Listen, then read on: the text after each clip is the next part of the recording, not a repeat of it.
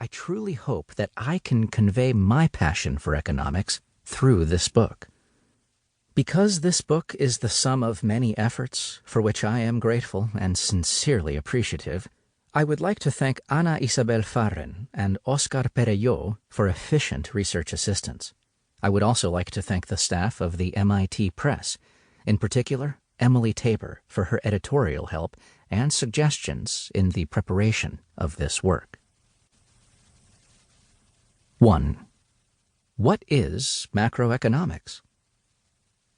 Macroeconomics studies the economy of a country or region from a broad perspective, without considering too many details about a specific sector or business. Macroeconomists study changes in the aggregate, collecting data on the level of production, unemployment, inflation, consumption, investment, trade and the current account, and other aspects of national and international economic life.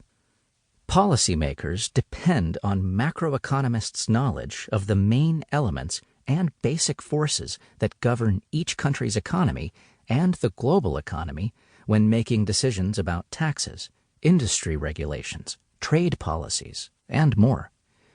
These analyses affect decisions made by individuals and businesses, especially in a globalized world.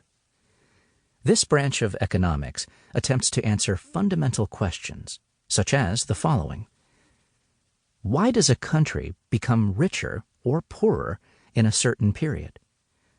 For example, what explains the sustained high growth rates of the Asian tigers, Hong Kong, Singapore, South Korea, and Taiwan between the early 1960s and the 1990s, and China's high growth rates after 1978?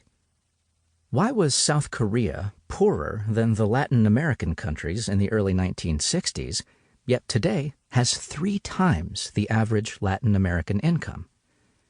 Why has the Democratic Republic of Congo, one of the poorest countries in the world, had an average annual drop of more than 3% in its per capita income over the last 30 years?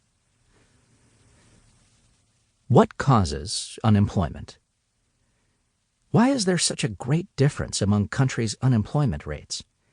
There is evidence for widely ranging unemployment rates even within the Eurozone, 4.3% in Germany and 19.4% in Spain in 2016. Furthermore, what causes the unemployment rate to fluctuate greatly within a single country during a short period of time? In Brazil, for example, the rate was 12% in 2004. It fell to 7% in 2011 and returned to a double-digit rate of 11% in 2016. What causes inflation? Why are there such colossal differences in the rate of inflation among countries and through time? Moreover, several European countries experienced near zero or even negative inflation rates after the 2008 financial crisis.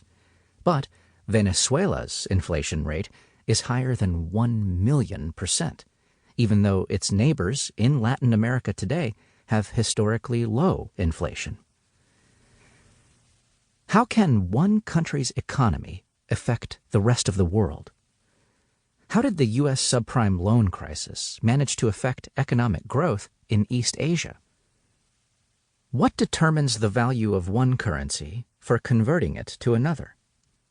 Why did the dollar lose value against the euro beginning in 2002 and particularly in 2009, then begin recovering from 2013 to today? Why does economic activity fluctuate in the short term? Why did Argentina's economic activity fall by almost 11% in 2002, grow by an average of 8.5% between 2003 and 2008, and then barely exceed an annual growth rate of 1% between 2009 and 2016? How do we explain the great moderation of fluctuations in the United States in the last half of the 20th century? Why did so many countries in the world experience a recession between 2008 and 2009?